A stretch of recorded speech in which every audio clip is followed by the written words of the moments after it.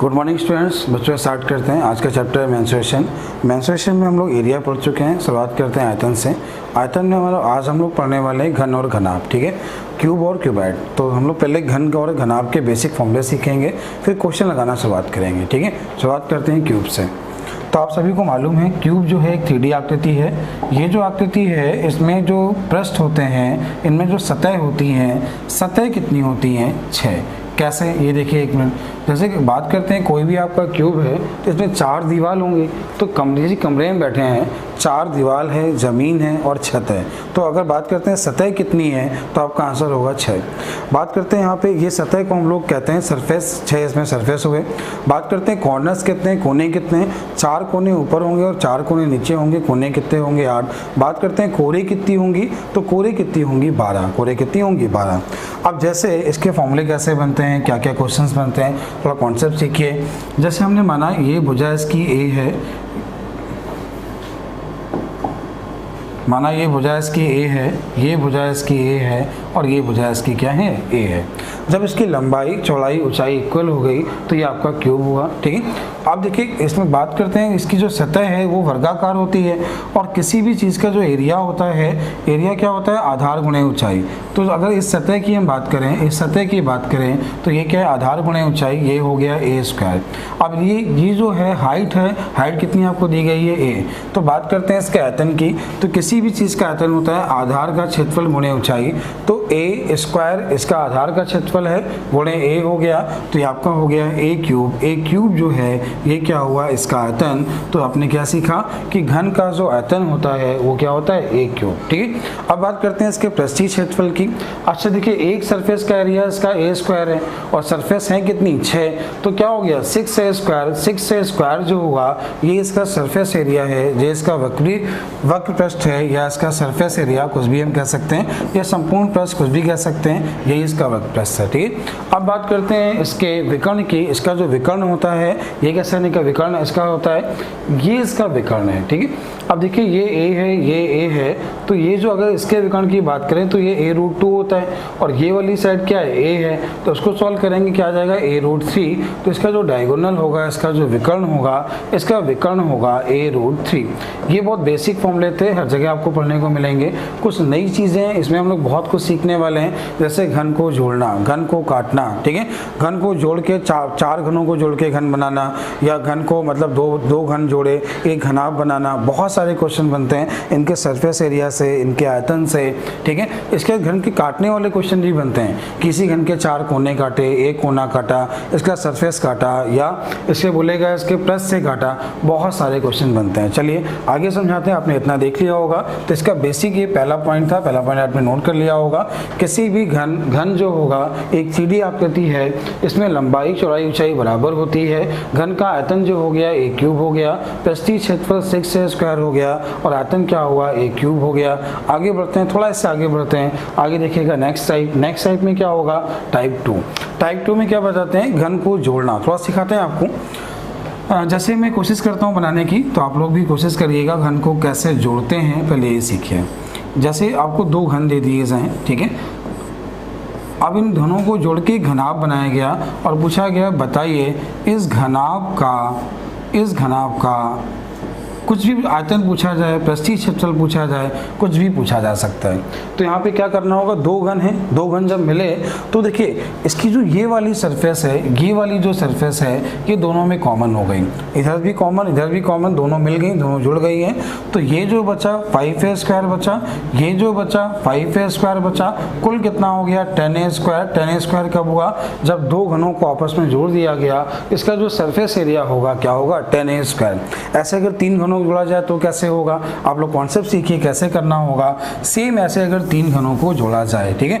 जब 3 घनों को जोड़ेंगे तो कैसे बनेगा? ये देखिए जब 3 घनों को जोड़ेंगे तो कैसे बनेगा। जैसे ये पहला घन है, ये आपका एक पहला घन क्यूब है, पहला क्यूब है। ऐसे ही एक क्यूब और,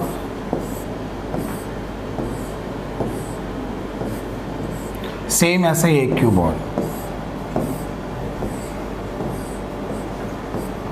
अब 3 घनों को जोड़ दिया गया और इनको एक घनाभ बनाया गया, नई आकृति बनी और बोला नई आकृति का पृष्ठीय क्षेत्रफल क्या है, पूछा नई आकृति का पृष्ठीय क्षेत्रफल। तो आपने देखा ये 5a² होगा, ये भी 5a² होगा, लेकिन ये 4a² होगा। ये कैसे 4a² क्यों हुआ, क्योंकि इसकी एक सतह यहाँ पे ये छुप गई और एक सतह यहाँ छुप गई, तो कुल कितना हुआ 14a²। तो उम्मीद आपको कॉन्सेप्ट क्लियर हो गया होगा।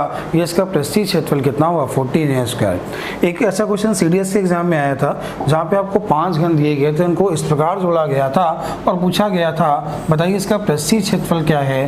क्वेश्चन आपके सामने है, थोड़ा समझिएगा। सवाल बहुत आसान है, लेकिन तभी कर पाएंगे जब आपके कॉन्सेप्ट क्लियर होंगे। कॉन्सेप्ट क्लियर नहीं होगा तो ये क्वेश्चन आप बना भी नहीं पाओगे एग्जाम में और समझ में नहीं आएगा करना कैसे है। ठीक है, तो क्वेश्चन ऐसी आकृति बना के आपको दी गई थी और पूछा गया था बताइए इस आकृति का कुल पृष्ठीय क्षेत्रफल कितना है। तो ये आपके सामने क्वेश्चन है। एक ऐसी आकृति आपको दी गई थी एग्जाम में और पूछा गया था इसका पृष्ठीय क्षेत्रफल क्या है। इसकी जो भुजा है ए का मान, ए भुजा जो है ए है, भुजा यहाँ पे ए है और पूछा इसका पृष्ठीय क्षेत्रफल। चलिए कैसे करना है ये समझिए, देखिएगा।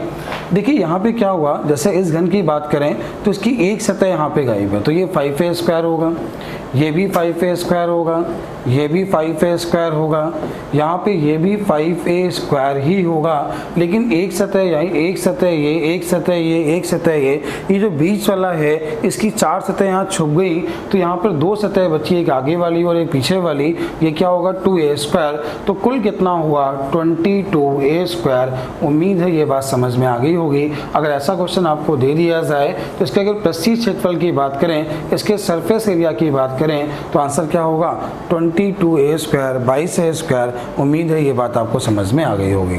आपको कॉन्सेप्ट सिखाते हैं, घन को जोड़ना आपने सीखा, अब समझाते हैं इसके बाद घन को काटना, कैसे क्वेश्चन बनते हैं घन को काटने वाले। आप ही कॉन्सेप्ट सीखिए, सवाल को समझिएगा। ठीक है, जैसे आपको एक क्यूब दिया गया, सबसे पहले आपको एक क्यूब दिया गया, तो क्यूब आपके सामने एक ऐसा है और बोला गया इस क्यूब की जो प्रत्येक भुजा है, इस क्यूब की प्रत्येक भुजा जो प्रत्येक साइड है इसकी, वो बोला गया सर 10 सेंटीमीटर है।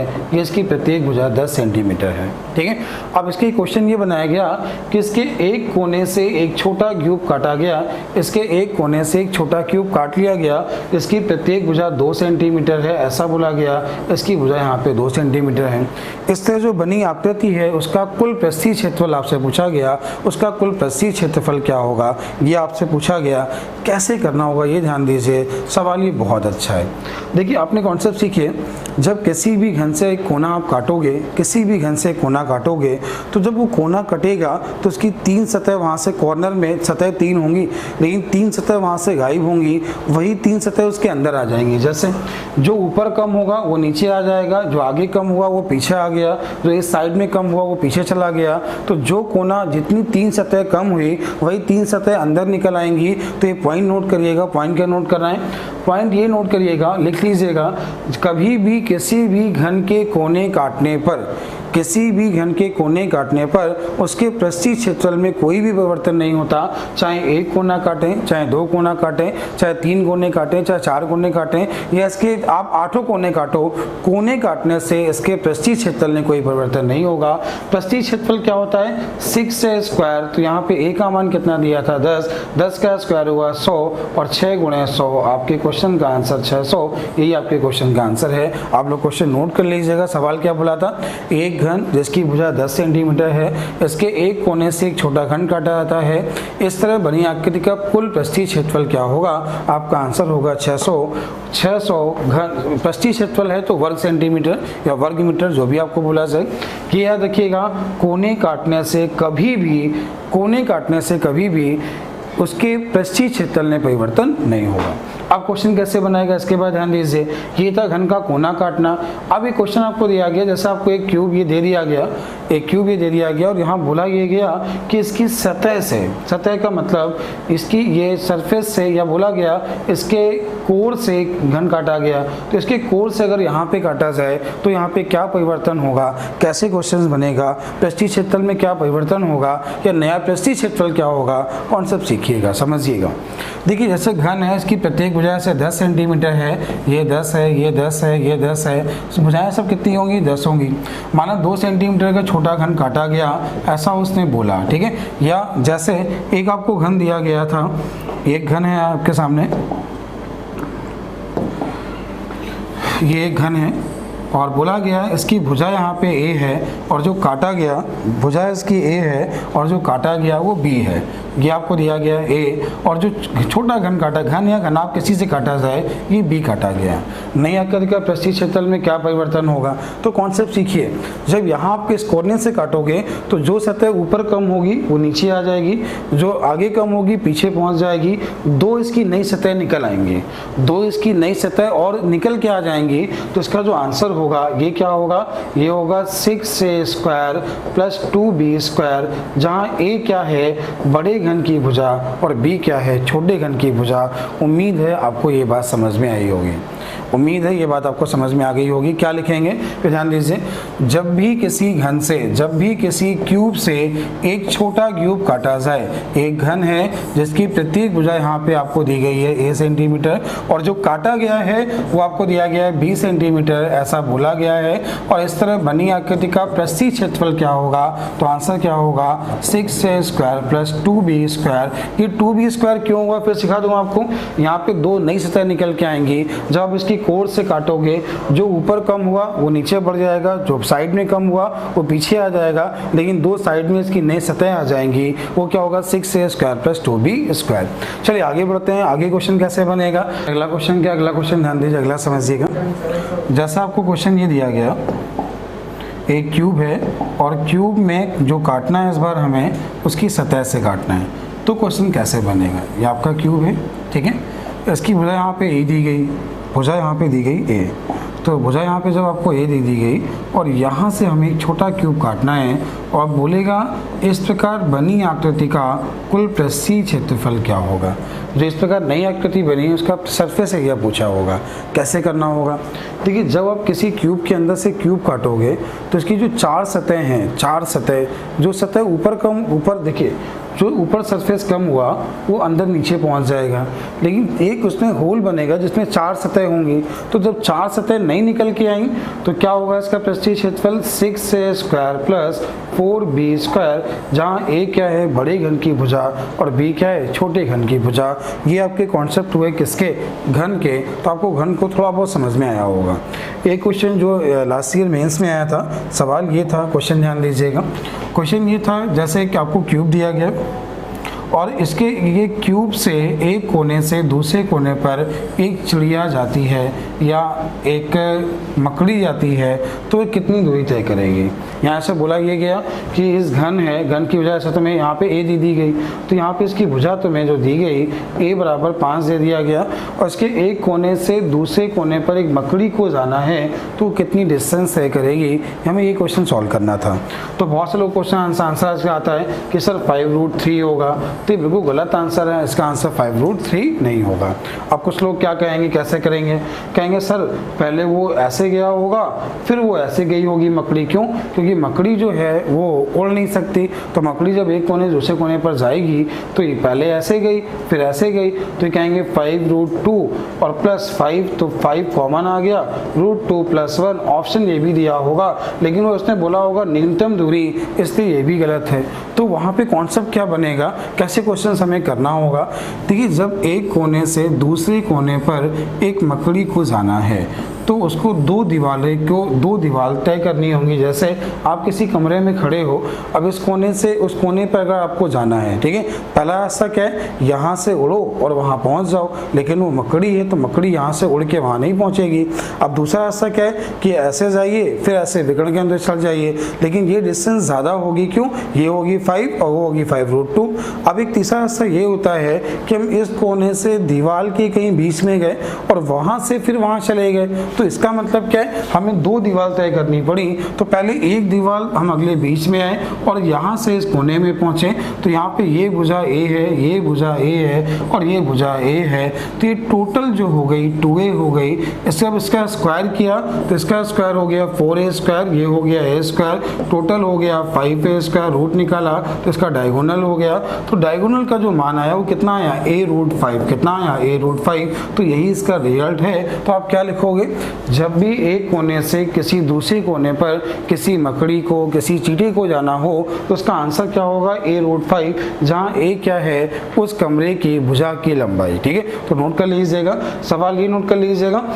एक कमरा है जिसकी प्रत्येक भुजा 5 मीटर है, इसके एक कोने से दूसरे कोने पर मकड़ी को जाना है तो वह न्यूनतम कितनी दूरी तय करेगी। तो आपके क्वेश्चन का आंसर है 5√5। ये आपके क्वेश्चन का सही आंसर है। उम्मीद आपको ये चीज़ समझ में आ गई होगी। चलिए आगे स्टार्ट करते हैं। क्यूबाइड, जो आपको आगे क्वेश्चन मिलेंगे क्यूबाइड के। तो ये क्यूबाइड में क्या होता है, क्वेश्चन बहुत सारे बनते हैं। अभी आप सिंपल सा देखिए क्यूबाइड हमें कैसे करना है, क्या इसके फॉर्मूले होते हैं। ये आपका एक क्यूबाइड दिया गया, क्यूबाइड, ठीक है। तो ये यहाँ पे L है, ये L है, ये B है और ये H है। इसका जो आयतन होता है, आयतन क्या होता है, L into B into H। ये क्या है, इसका आयतन लंबाई गुणे चौड़ाई गुणे ऊंचाई। इसका विकर्ण क्या होता है, विकर्ण होगा √L square plus B square plus H square. इसके बाद करते हैं टोटल पृष्ठीय क्षेत्रफल, सरफेस एरिया। तो सरफेस एरिया क्या होता है, तो ये हो जाएगा 2LB plus BH plus HL। ये क्या है, इसके संपूर्ण पृष्ठीय क्षेत्रफल। आगे बात करते हैं इसकी चार दीवार का क्षेत्रफल क्या होता है।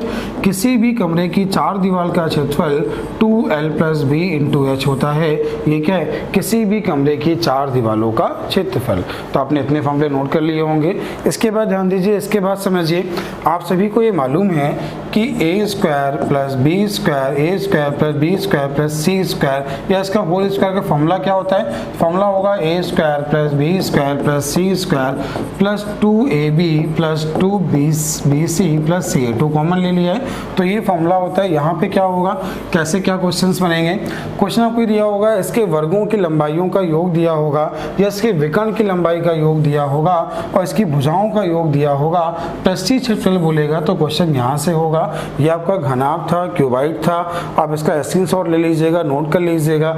अब मैं सिखाता हूँ आपको क्वेश्चन। सारे क्वेश्चन बहुत आसान होते हैं। जब भी किसी कमरे में लंबी से लंबी छड़ रखी जाए, जब भी किसी कमरे में लंबी से लंबी छड़ रखी जाए और अब उसका विकर्ण निकालना होता है। इतना तो क्लियर हो गया, आपको सारे क्वेश्चन समझ में आ जाएंगे। आपने बेसिक कॉन्सेप्ट सीख लिया है। अब शुरुआत करते हैं क्वेश्चंस की, ठीक है। तो चलिए क्वेश्चन देखने के लिए क्या करें हम लोग, चलिए चलते हैं पहले क्वेश्चन पे। पहला क्वेश्चन जो आपको दिया गया है, पहला क्वेश्चन क्या है, पहला क्वेश्चन देखिए। पहला क्वेश्चन है, एक कमरा 12 मीटर लंबा, एक कमरा जो है वो 12 मीटर लंबा है, 9 मीटर चौड़ा है, 8 मीटर ऊंचा है। इसमें अधिकतर लंबाई का बांस रखा जा सकता है, ऐसा उसने बोला, ठीक है। तो देखिए यहाँ पे आपको बोला गया एक कमरा है, मतलब ये क्यूबाइड है, और क्यूबाइड ने बोला ये गया है इसकी लंबाई है, चौड़ाई है और ऊंचाई है, और बोला है कम से कम कितना लंबा बांस रखा जा सकता है। तो आपको क्या निकालना है, इसका डायगोनल निकालना है, इसका विकर्ण निकालना है। तो इसका विकर्ण निकालने के लिए आपको क्या करना होगा, आप सभी को मालूम है फॉर्मूला क्या होता है, √L square plus B square plus H square. सभी को मालूम है L का मान 12, 12 का स्क्वायर 144, यहाँ पे B का स्क्वायर 9, 9 का स्क्वायर 81, 8 का स्क्वायर 64। तो ये कितना हुआ 9, 8, 2, तो मतलब किसका स्क्वायर है 17। तो आपके क्वेश्चन का आंसर क्या हुआ 17। उम्मीद है आपको पहला क्वेश्चन समझ में आ गया होगा। चलते हैं अगले क्वेश्चन की ओर। अगला क्वेश्चन जो आपको बोला गया है, अगला क्वेश्चन आपके सामने, अगला क्वेश्चन देख लीजिएगा। अगला क्वेश्चन आपको क्या दिया गया है, अगला क्वेश्चन देखिएगा। अगला क्वेश्चन आपको बोला गया है 10 मीटर लंबा, 10 मीटर लंबा, 10 मीटर चौड़ा और 5 मीटर ऊंचा विभाव वाले कमरों में रखी जाने वाली सबसे लंबी छड़ की लंबाई। तो यहाँ पे भी वही है, यहाँ क्या पूछा है, इसका विकर्ण पूछा है। सबसे लंबी छड़ का मतलब विकर्ण होता है। क्या हो गया, 10 का स्क्वायर निकाला 100, 10 का स्क्वायर 100, 5 का स्क्वायर 25, टोटल कितना 225। किसका स्क्वायर है 15 का। आपके क्वेश्चन का आंसर 15 लिख दे रहा हूँ, देख लीजिए फॉर्मूला वही है, L square plus B square plus H square. 10 का स्क्वायर 100, क्योंकि यहाँ L का मान 10 दिया है, B का स्क्वायर 10 का स्क्वायर 100 और 5 का स्क्वायर 25। सॉल्व किया तो √225 किसका स्क्वायर है? 15 का आपके क्वेश्चन का आंसर। उम्मीद है आपको अगला क्वेश्चन भी आ गया होगा। चलते हैं अगले क्वेश्चन की ओर। अगला क्वेश्चन ध्यान दें, अगला क्वेश्चन समझें। अगला है आपका क्वेश्चन नंबर 3। क्वेश्चन नंबर 3 क्या है? सवाल देखिएगा, पहले पढ़ लीजिए, इसके बाद सॉल्व करिए। सवाल ये है, रीता और मीता दोनों के लंच बॉक्स घनाभाकार हैं। रीता के बक्से की लंबाई चौड़ाई से 10 सेंटीमीटर अधिक है और रीता के बक्से की गहराई मीता से 20% कम है। उनके बॉक्स की धारिताओं मीता के बॉक्स की धारिताओं का अनुपात क्या है? देखिए, लंबाई और चौड़ाई, यहाँ दो चीज़ लिखी है, लंबाई और चौड़ाई मीता के बॉक्स से 10% क्या है? अधिक है। देखिए, ये यहाँ पे रीता है, ये यहाँ पे मीता है। अब उसने बोला है रीता और मीता दोनों के लंच बॉक्स से रीता के बॉक्स की लंबाई मीता के बॉक्स से अधिक है, तो हमने यहाँ लिखा 10% क्या होता है? आप सभी को मालूम है 10% होता है 1/10। तो जैसे ये हुआ 10, ये हुआ 11, ये हुआ 10 और ये हुआ 11। इसके बाद लेकिन आगे क्या बोला? जो उसने गहराई की बात की वो 20% कम है। 20% मतलब क्या होता है? 1/5 और कम का मतलब ये 5 है, तो ये क्या है? 4। आपने जब इसे सॉल्व किया, इसे 2 से काटा 2, 2 से काटा 5, 2 से काटा 5, तो नीचे मिला 5 का क्यूब 125, ऊपर 11 का स्क्वायर 121। आपके क्वेश्चन का आंसर है 125:121। उम्मीद आपको समझ में आ गया होगा। 125:121। चलते हैं अगले क्वेश्चन की ओर। अगला क्वेश्चन जो आपको दिया गया है, अगला है क्वेश्चन नंबर 4। क्वेश्चन नंबर 4 क्या दिया गया है? क्वेश्चन नंबर 4 देख लीजिए, समझिए क्वेश्चन बहुत आसान है, बस ध्यान दीजिएगा, ठीक है। सवाल ये, एक जलाशय में 4200 लीटर पानी है। एक जलाशय की लंबाई 5 मीटर, चौड़ाई 3.5 मीटर, लंबाई चौड़ाई इतनी है, तो जलाशय की गहराई कितनी है यहाँ पे पूछा है। आप एक पहले कॉन्सेप्ट सीखिए, आपको ये मालूम होना चाहिए कि 1000 लीटर बराबर 1 घन मीटर होता है। ये आप सभी को मालूम होगा, 1 घन मीटर होता है, 1 घन मीटर होता है। अब यहाँ पे क्या हुआ? इतने लीटर था मतलब 42 घन मीटर हो गया, तो 42 घन मीटर इसका आयतन हो गया। आयतन क्या होता है? लंबाई गुणे चौड़ाई गुणे ऊंचाई। तो लंबाई यहाँ पे हो गई 6, चौड़ाई कितनी हो गई? 7/2, क्योंकि 3.5 को हम लिख सकते हैं 7/2। इंटू हमें एच करना है। आपने देखा 42 से 42 घटा, एच का मान 2। आपके क्वेश्चन का आंसर 2। उम्मीद आपको अगला क्वेश्चन भी समझ में आ गया होगा। चलते हैं अगले क्वेश्चन की ओर। अगला क्वेश्चन है क्वेश्चन नंबर 5। क्वेश्चन नंबर 5 क्या दिया गया है? क्वेश्चन देखिए, सवाल नंबर 5। क्वेश्चन नंबर 5 ही दिया गया है। क्वेश्चन पहले पढ़िएगा, इसके बाद समझिए। एक कमरे की चौड़ाई और ऊंचाई, चौड़ाई उसकी ऊंचाई की दुगनी है और लंबाई से आधी है। कमरे का आयतन 512 है, तो कमरे की ऊंचाई क्या है? देखिए यहाँ पे क्या बोला, क्वेश्चन ध्यान दीजिएगा। एक कमरे की चौड़ाई उसकी ऊंचाई की दुगनी है, तो ये x माना, ये 2x हो गया। आगे बोला लंबाई से आधी है, ये आधी है, पूरा कितना हो गया? 4x हो गया। लंबाई गुणे चौड़ाई गुणे ऊंचाई बराबर जो हमें इसका मान दिया है वो दिया है 512। आपने इसे 4 से काटा, तो 4 एकम 4, 4 3, 4 एकम 4, 1 बचा, 4 दूनी 8, 4 दूनी 8, इसके बाद 4 अट्ठे 32। आपने इसे 2 से काटा, कितना मिला? 64। तो यहाँ पे क्या मिला? x क्यूब का मान हमें 64 मिला है, तो x का मान हमें 4 मिला।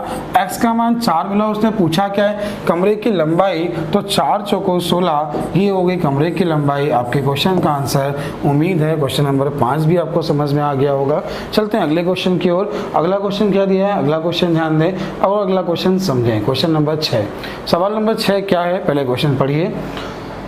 क्वेश्चन आपको बोला गया है 8 मीटर लंबे, 7 मीटर चौड़े और 6 मीटर ऊंचे डिब्बे में 8 सेंटीमीटर, 7 सेंटीमीटर और 6 सेंटीमीटर ऊंचे कितने डिब्बे रखे जा सकते हैं? देखिए, जब भी किसी में किसी चीज़ रखनी है, मतलब क्या, जैसे कमरा है, हमें इस कमरे में गत्ते रखने हैं, तो क्या होगा? जितना इसका आयतन होगा उतने गत्ते रखे जा सकते हैं। करना क्या होगा? आपने क्या किया? जो कमरा है उसमें देखा 8 मीटर था इंटू 7 मीटर था इंटू 6 मीटर था, लेकिन जो हमें रखना यहाँ था वो आपको दिया है सेंटीमीटर में, और कितना दिया है 8, 7 और 6, ये 8 है, ये 7 है, ये 6 है। आपने क्या किया, इस मीटर को भी सेंटीमीटर में चेंज किया।